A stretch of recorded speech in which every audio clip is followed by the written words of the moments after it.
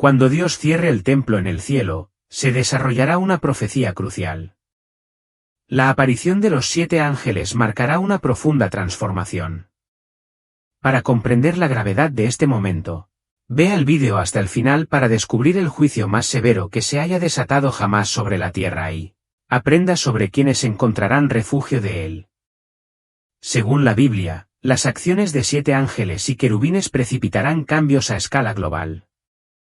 El Antiguo Testamento contiene 15 libros proféticos, pero el Nuevo Testamento contiene solo uno, Apocalipsis.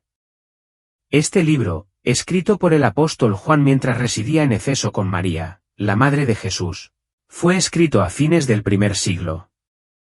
En ese momento, el emperador Domiciano impuso un duro decreto que requería que todos quemaran incienso al César anualmente en el Día del Señor. Las personas estaban obligadas a pararse ante un altar, levantar las manos y proclamar, César es el Señor.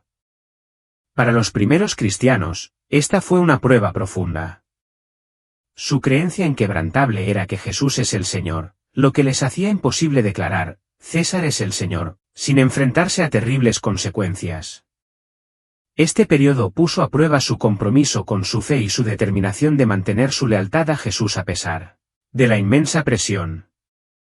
Incluso antes de que se escribiera el Apocalipsis, innumerables creyentes ya estaban sacrificando sus vidas por su fe.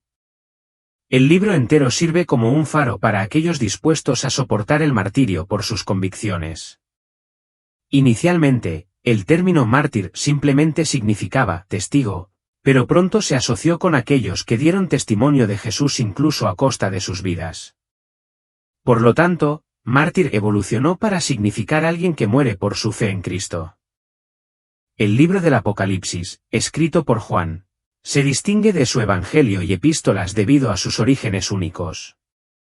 Fue entregado a Juan de una manera distinta, Dios Padre se lo confió a Jesús, quien luego se lo pasó a un ángel. Este ángel se lo transmitió a Juan, quien lo registró meticulosamente para las iglesias. Ningún otro libro de la Biblia fue transmitido en una secuencia tan compleja. Juan registró fielmente lo que vio y oyó, y las visiones fueron tan extraordinarias que el ángel tuvo que recordarle 11 veces que documentara todo. Durante sus visiones, Juan fue transportado al cielo, donde se encontró con una multitud de voces y coros celestiales. Para él fue crucial transcribir todas estas revelaciones. El Apocalipsis es un texto extraordinario con un tema central, el regreso de nuestro Señor Jesucristo a la tierra. Este evento se predice 318 veces en la Biblia, lo que lo convierte en el suceso profetizado con más frecuencia. El libro del Apocalipsis detalla los eventos que sucederán antes, durante y después del regreso de Cristo. Entre ellos, encontramos las copas, símbolos del juicio divino. El templo celestial, un aspecto misterioso y a menudo pasado por alto del Apocalipsis, se revela en el capítulo 11. Su cierre significa un juicio intenso y sin precedentes sobre el mundo, un ajuste de cuentas definitivo e incomparable. Cuando se abre por primera vez el templo en el cielo, se desarrollan una serie de eventos extraordinarios y misteriosos. El más sorprendente de ellos es el redescubrimiento del Arca de la Alianza. Como se describe en Apocalipsis 11 y 19, y el templo de Dios, que está en el cielo, fue abierto, y el arca de su pacto estaba en su templo. Hubo relámpagos, voces, truenos, un terremoto y una gran tormenta de granizo. Este artefacto sagrado, que se creía perdido o destruido después de la devastación de Jerusalén por parte del rey Nabucodonosor y la posterior destrucción del templo, es revelado una vez más. La visión de Juan confirma que el arca será visible nuevamente en el templo celestial, lo que significa un momento profundo en el desarrollo de la profecía. Pero un cambio dramático está a punto de ocurrir.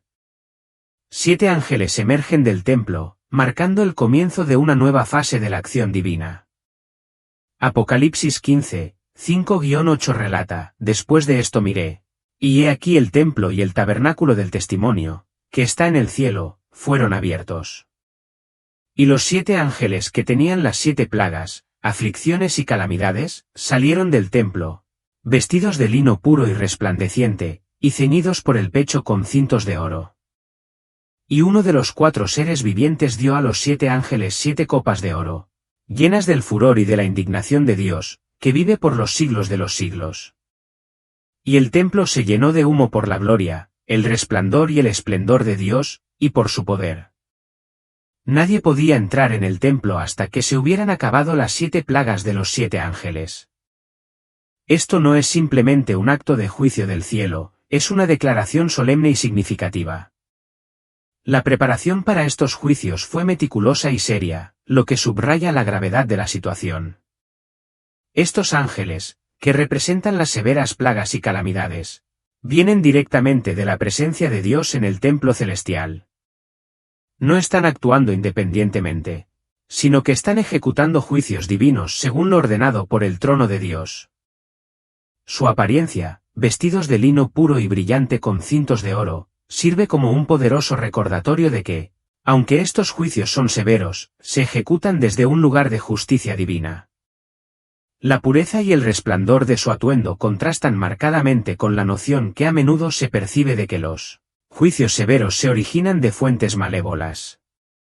En cambio, esta revelación ilustra que los juicios profundos e impactantes provienen de un Dios justo y recto. A pesar de la naturaleza catastrófica de estos eventos, son parte del plan santo y justo de Dios, recordándonos que el juicio final proviene de un lugar de autoridad y justicia divinas. De hecho, si bien la Biblia habla de ángeles malignos que son liberados para propagar el caos y la destrucción, los ángeles descritos en este contexto son fundamentalmente diferentes.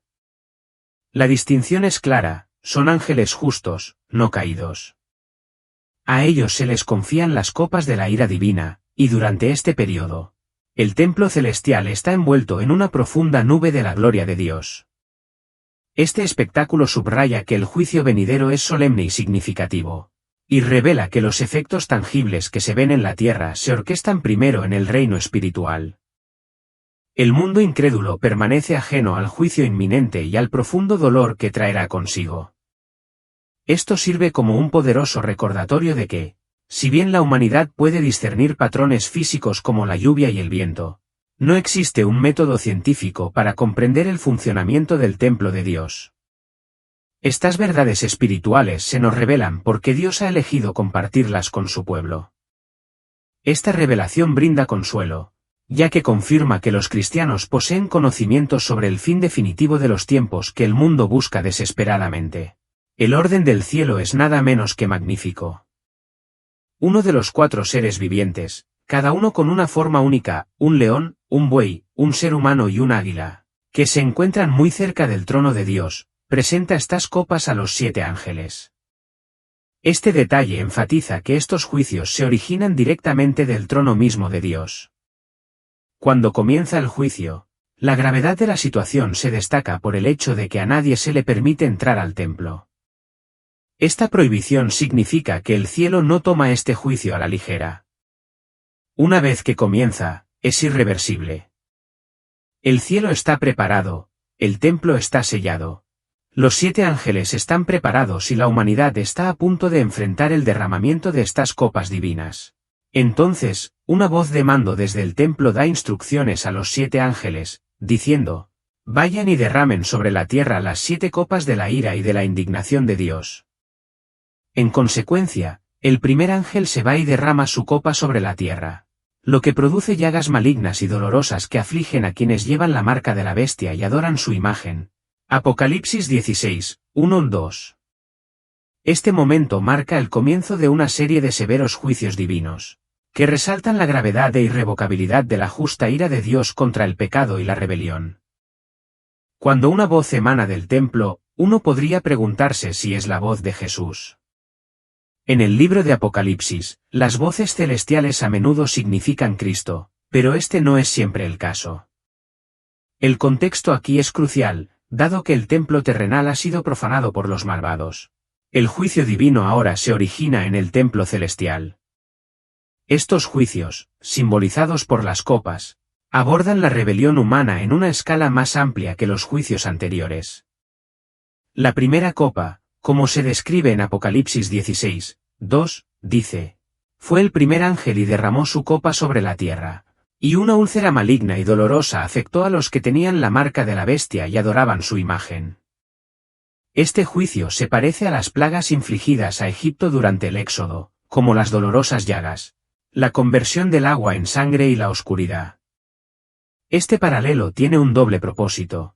Subraya la continuidad de la justicia divina desde los acontecimientos pasados hasta el fin de los tiempos y asegura a los creyentes que, así como Dios protegió a su pueblo en Egipto, también los protegerá de estos juicios finales.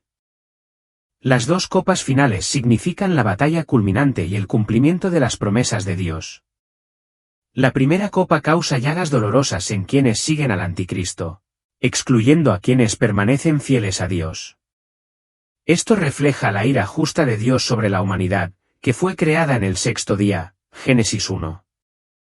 Apocalipsis 1 y 18 vincula esta plaga con la sexta plaga egipcia de úlceras, dirigida a los marcados con el 666, que adoran a la bestia en lugar del Creador.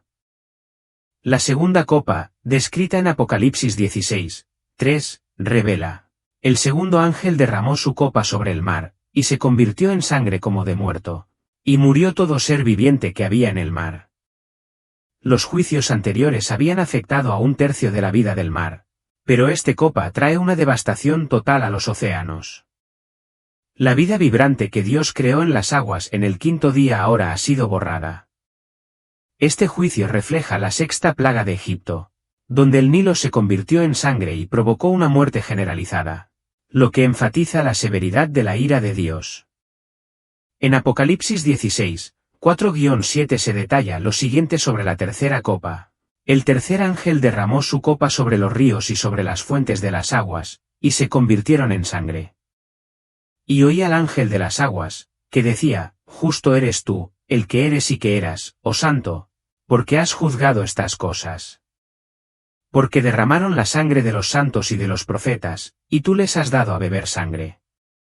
Este juicio extiende la destrucción a todas las fuentes de agua dulce, lo que refleja la respuesta divina al derramamiento de sangre de los santos y los profetas. La transformación de estas aguas en sangre simboliza una respuesta profunda y directa a la persecución y el sufrimiento infligidos a los justos por los malvados. El juicio ejecutado a través de las copas se describe como justo e inevitable. La voz del altar lo afirma diciendo: sí, Señor Dios Todopoderoso, verdaderos y justos son tus juicios. Esta respuesta destaca la justicia del juicio de Dios, particularmente en lo que respecta a la tercera copa, que transforma toda el agua fresca en sangre. Este juicio severo subraya el principio de que quienes han derramado la sangre de los fieles ahora enfrentarán la terrible consecuencia de beber sangre ellos mismos.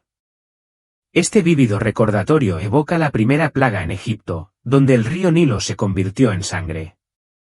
Al repetir esta plaga, Dios enfatiza la justicia y seriedad de su juicio. En el pensamiento bíblico, las diferentes tradiciones tenían diferentes puntos de vista sobre el control de la naturaleza. La creencia judía era que diferentes ángeles manejaban varios aspectos del mundo natural, mientras que el pensamiento griego atribuía dicho control a dioses o espíritus. En este contexto, el ángel responsable de las aguas alaba la justicia de Dios, reconociendo la transformación de las aguas en sangre como un reflejo de la justicia divina. El reconocimiento tanto de los ángeles como del altar es un aspecto significativo de estos juicios, reforzando los temas de justicia y santidad que resuenan a través de los juicios de las trompetas y el cántico de Moisés. El altar, un símbolo del sacrificio y la oración, subraya la justicia y la equidad de Dios. Contiene las oraciones de los fieles y desempeña un papel en los juicios divinos, reforzando la conexión entre el sacrificio, la oración y las respuestas justas de Dios. En Apocalipsis 16, 8-9, la cuarta copa trae consigo un cambio dramático. El cuarto ángel derramó su copa sobre el sol, al cual se le dio poder para quemar a los hombres con fuego. Los hombres se quemaron con un calor intenso, y blasfemaron el nombre de Dios, que tiene poder sobre estas plagas. Y no se arrepintieron para darle gloria. Aquí, el sol, que una vez fue una fuente de vida y luz, se convierte en un instrumento de tormento. El calor intenso causa un sufrimiento severo.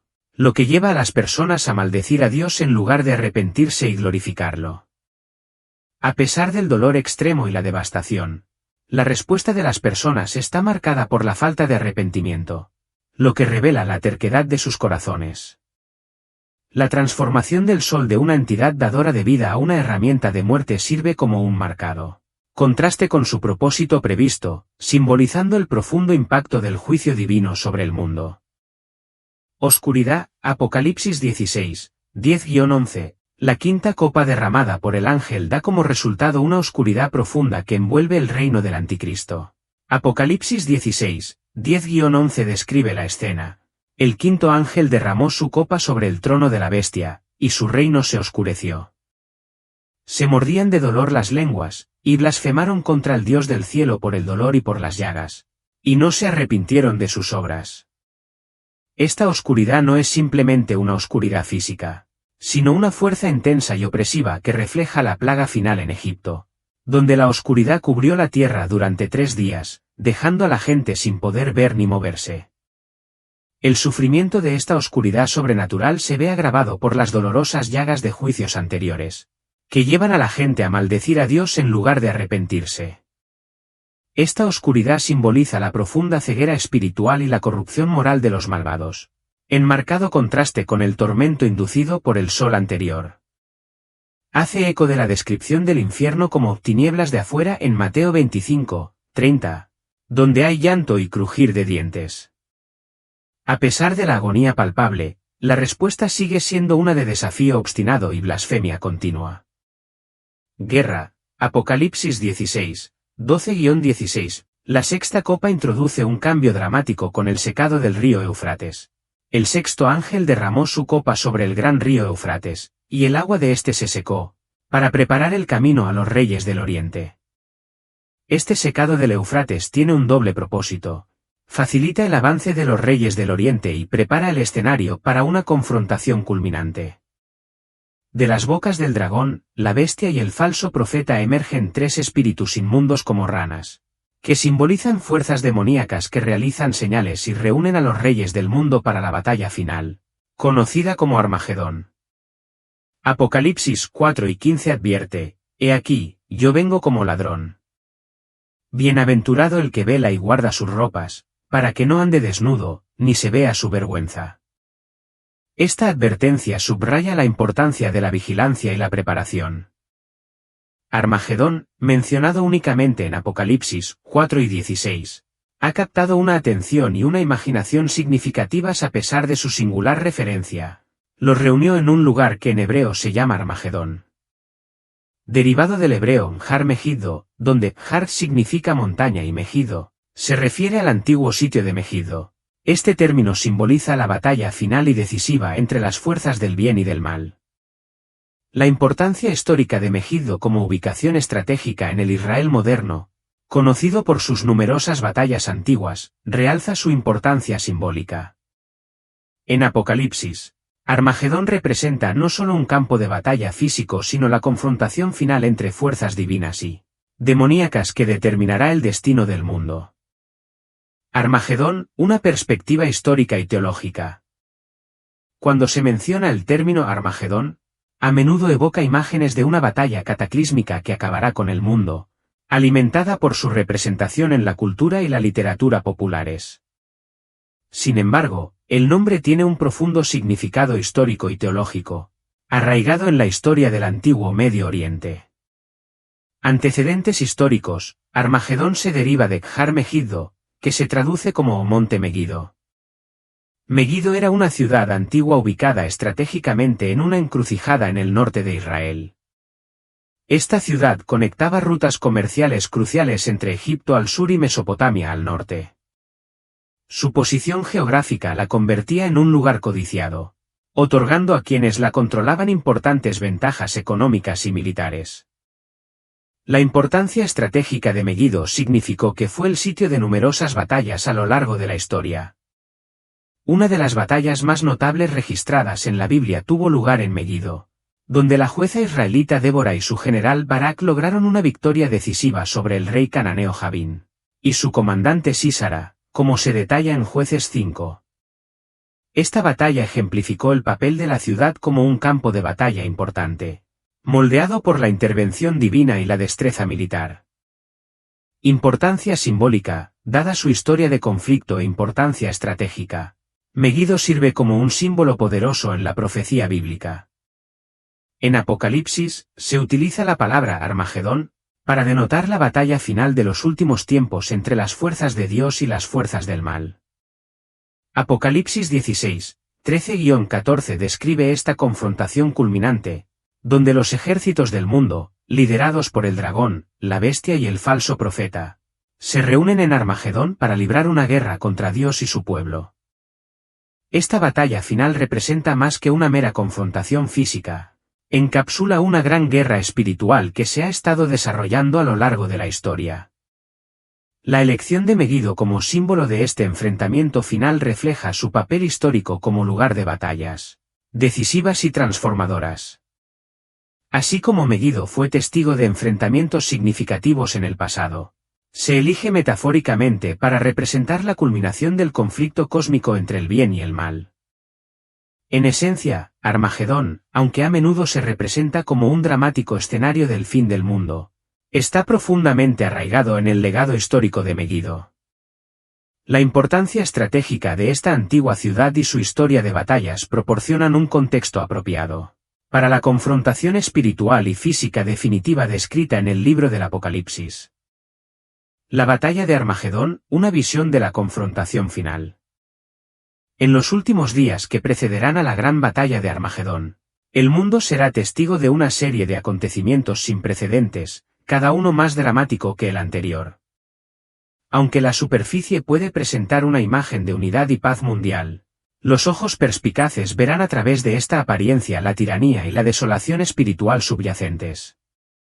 Esta aparente unidad, en lugar de indicar esperanza, en realidad anunciará el clímax inminente de la lucha cósmica entre el bien y el mal. El preludio de Armagedón, a medida que el mundo se acerca a esta confrontación final, será crucial que los creyentes permanezcan vigilantes, firmes en su fe y cautelosos ante los engaños generalizados. Los acontecimientos que conducen a Armagedón no solo pondrán a prueba la fe de muchos, sino que también serán un testimonio de las verdades proféticas contenidas en las Escrituras. La batalla se desarrolla, la escena de Armagedón tiene como telón de fondo las llanuras de Meguido, donde un vasto ejército, liderado por el Anticristo, se prepara para una batalla final contra el Todopoderoso. La atmósfera está cargada de tensión, mientras un pesado silencio envuelve la tierra, señalando la calma antes de la tormenta.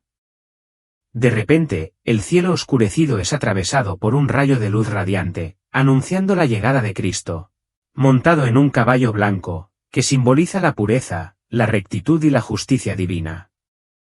Acompañando a Cristo hay una multitud de ángeles, sus alas brillando con un brillo celestial, y los santos que han permanecido fieles a lo largo de los siglos también montados en caballos blancos y vestidos de lino blanco puro.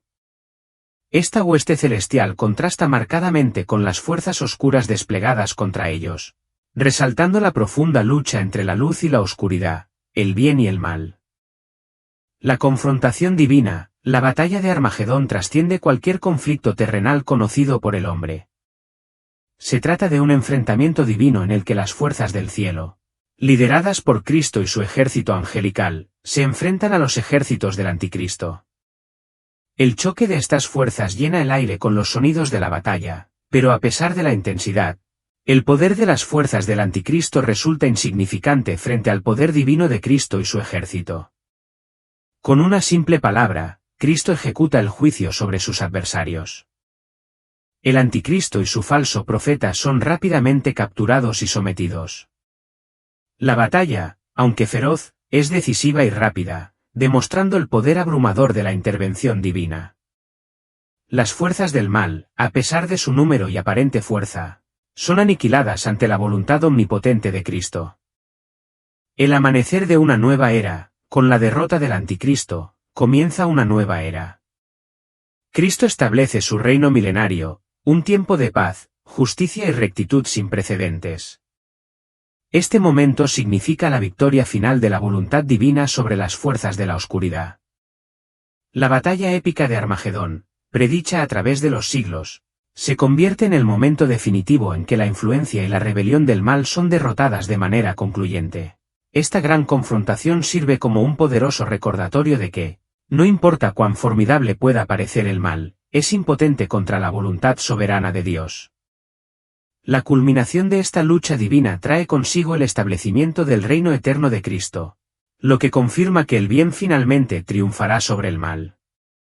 La importancia de Armagedón en la profecía bíblica radica en que se lo describe como el momento culminante del triunfo divino sobre el mal. En Apocalipsis 19, 11-21, vemos a Jesucristo, representado como un majestuoso jinete sobre un caballo blanco, liderando a los ejércitos celestiales en la batalla contra la bestia, el falso profeta y sus seguidores. Esta confrontación épica culmina en la derrota final de la bestia y el falso profeta, quienes son arrojados al lago de fuego, como se describe en Apocalipsis 7 y 20. Esta escena subraya la naturaleza decisiva de la victoria de Dios sobre las fuerzas de la oscuridad. Juan 3, 2-3 refleja esta profunda esperanza al afirmar, amados, ahora somos hijos de Dios. Y aún no se ha manifestado lo que hemos de ser, pero sabemos que cuando Él se manifieste, seremos semejantes a Él, porque le veremos tal como Él es. Y todo aquel que tiene esta esperanza en Él, se purifica a sí mismo, así como Él es puro. Este pasaje resalta la promesa transformadora de llegar a ser como Cristo en su pureza cuando regrese. La séptima copa del juicio en Apocalipsis simboliza la finalidad de la ira de Dios. Mientras se derrama esta copa, una voz desde el trono declara, consumado es, Apocalipsis 4 y 17. Esta declaración marca el fin de los juicios divinos, indicando que no habrá más demoras. La misericordia de Dios ha extendido este periodo de juicio lo más posible, comenzando con los sellos, progresando a través de las trompetas y culminando en las copas. El derramamiento de la copa en el aire significa juicio contra el príncipe de la potestad del aire, Efesios 2, 2, y sus seguidores. El acto final de sacudir la tierra con un tremendo terremoto hace eco de Hebreos 12 y 26, que promete, aún una vez más, y conmoveré no solo la tierra, sino también el cielo. Este sacudimiento sirve para separar lo que es inquebrantable y eterno de lo que es temporal y corrupto. Apocalipsis 17 y 18 proporcionan un relato detallado de la caída de Babilonia, la gran ciudad, describiendo cómo Dios administra su ira feroz a través de su caída. El término optimos, traducido como arrebato apasionado, y gouri, que significa ira constante, transmiten la intensidad y duración de la ira de Dios. La escena está marcada por el impacto devastador de piedras de granizo gigantes, algunas de las cuales pesan hasta 45 kilos, que provocan maldiciones de los afectados. El granizo ha sido un instrumento recurrente del juicio divino, como se vio en las plagas de Egipto, las batallas contra los cananeos, la rebelión de Israel y los conflictos con Gog y Magog. En estos casos, el granizo sirvió como medida punitiva en lugar de un medio de corrección para el propio pueblo de Dios. A pesar del severo sufrimiento infligido, muchos continúan rechazando el arrepentimiento. Esto resalta una verdad crucial: la enfermedad y las dificultades por sí solas no conducen a la salvación. No es simplemente al enfrentar la adversidad que uno se vuelve a Dios, sino a través de una transformación genuina y sincera que se alinea con su voluntad. Después de la dramática conclusión de los juicios finales, la Biblia revela una transformación profunda: la creación de un nuevo cielo y una nueva tierra. Apocalipsis 21, 1 describe este cambio trascendental: luego vi un cielo nuevo y una tierra nueva, porque el primer cielo y la primera tierra habían dejado de existir, y el mar ya no existía más. Este pasaje marca el comienzo de una existencia completamente nueva. Un mundo libre de la corrupción y la decadencia que caracterizaban a la creación anterior. El libro del Apocalipsis es ampliamente reconocido como uno de los textos más complejos y desafiantes de la Biblia. Su rico simbolismo y temas profundos exigen una interpretación cuidadosa. Sin embargo, es un libro de gran importancia y sus mensajes no pueden pasarse por alto. El título mismo del libro, La revelación de Jesucristo, señala su propósito: revelar y divulgar las verdades profundas sobre la segunda venida de Cristo y el destino final de la creación. Juan, el apóstol y destinatario de estas revelaciones, es descrito como un siervo de Dios, lo que ilustra la importancia de la humildad y la obediencia para recibir la visión divina. Los apóstoles a menudo se referían a sí mismos como siervos de Dios, lo que subraya la necesidad de estar en sintonía con la voz de Dios mediante la entrega y la dependencia. Al concluir Apocalipsis 20, la narración describe el fin de la historia tal como la conocemos. El capítulo pasa de los juicios finales a una descripción del estado eterno que aguarda a los creyentes. El destino de los incrédulos está claramente delineado, y la muerte y el Hades fueron lanzados al lago de fuego. Esta es la muerte segunda. Y el que no se halló inscrito en el libro de la vida fue lanzado al lago de fuego, Apocalipsis 20, 14-15. Esta segunda muerte significa una separación eterna de Dios, un marcado contraste con el futuro prometido a los creyentes. Los creyentes, por otro lado, experimentarán una existencia transformada en el nuevo cielo y la nueva tierra. El primer cielo y la primera tierra serán reemplazados por esta nueva creación, libre de las imperfecciones del mundo anterior. Actualmente, Cristo reside en una ciudad celestial, donde se reúnen las almas de los creyentes que han muerto. Durante el milenio, el pueblo de Dios vivirá en la tierra renovada, con Jerusalén como su capital. Sin embargo, después de que el viejo mundo sea destruido y renovado, Dios traerá la ciudad celestial, la nueva Jerusalén, del cielo a la nueva tierra. Esta ciudad preparada como una novia ataviada para su esposo, será el centro de la nueva creación. En esta ciudad santa, Dios morará con su pueblo, y la presencia íntima de Dios eliminará todo dolor, pena y desilusión. Esta nueva realidad estará marcada por una relación ininterrumpida con el Creador, donde todas las luchas del pasado serán reemplazadas por alegría y paz eternas. La promesa de que Dios hará que todo sea nuevo puede parecer casi demasiado extraordinaria para creerla. Sin embargo, esta promesa se afirma como fiel y verdadera. En esta nueva creación, el pueblo de Dios experimentará una satisfacción completa, simbolizada por la metáfora de la sed que se sacia con el manantial de agua de vida. Así como un refrescante vaso de agua fría puede ser profundamente satisfactorio cuando uno está sediento, también lo será la abrumadora satisfacción de la nueva creación, que supera con creces cualquier placer terrenal. Todo individuo redimido vivirá en este nuevo mundo, pero aquellos que estén completamente dedicados a Dios, aquellos que conquisten, recibirán una recompensa aún mayor. Dios morará con ellos con una cercanía similar a la de un padre con su hijo, experimentando una intimidad más profunda. En la nueva creación, mientras los creyentes habitarán en todo el nuevo mundo, el ángel dirige la mirada de Juan hacia la ciudad capital. Esta ciudad eclipsará todo esplendor terrenal, su brillo sobrepasará incluso al diamante más precioso, porque estará iluminada por la gloria misma de Dios. La enorme muralla de la ciudad sirve como símbolo de la identidad de sus habitantes. Las puertas de la ciudad llevan los nombres de las 12 tribus de Israel, lo que indica la inclusión de los creyentes del Antiguo Testamento. Además, los 12 cimientos de la ciudad están inscritos con los nombres de los 12 apóstoles del Cordero, que representan a los creyentes del Nuevo Testamento. Esto significa una existencia armoniosa de los seguidores del Antiguo y del Nuevo Pacto dentro de la nueva creación. Durante la tribulación y el milenio, habrá un templo en Jerusalén.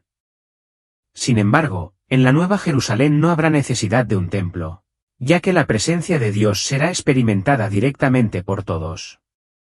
La ciudad en sí no requerirá del sol ni de la luna para su iluminación, la gloria de Dios proveerá toda la luz, con el Cordero sirviendo como su lámpara.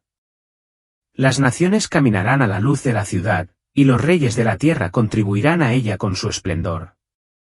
Las puertas de la ciudad permanecerán abiertas en todo momento, porque no habrá noche, lo que significa día perpetuo y ausencia de toda oscuridad, Apocalipsis 21, 23-26. La ausencia del sol y de la luna en la ciudad resalta el resplandor incomparable de la presencia de Dios, que supera el poder de nuestro distante sol. mientras que el Sol, a 93 millones de millas de distancia, proporciona suficiente luz para iluminar la Tierra. La presencia de Dios puede eclipsarlo sin esfuerzo. La luz del día perpetua sugiere que los creyentes poseerán cuerpos glorificados que nunca necesitarán descanso ni sueño. Además, la nueva Tierra no será monótona, las naciones y los reyes seguirán funcionando, trayendo su gloria y honor a la ciudad. La Nueva Jerusalén será la gloria suprema de la vida en la nueva Tierra, un destino de máxima magnificencia. Sin embargo, la invitación a morar en esta magnífica ciudad viene con requisitos específicos. Solo entrarán aquellos cuyos nombres estén escritos en el libro de la vida del Cordero. Nada impuro o vergonzoso entrará jamás en ella, ni tampoco nadie que practique el engaño o la abominación. La ciudad está abierta a todos los que han aceptado a Jesús como su Salvador por medio de la fe, lo que resalta la importancia de la pureza y la veracidad en el reino eterno. Apocalipsis 9 y 27.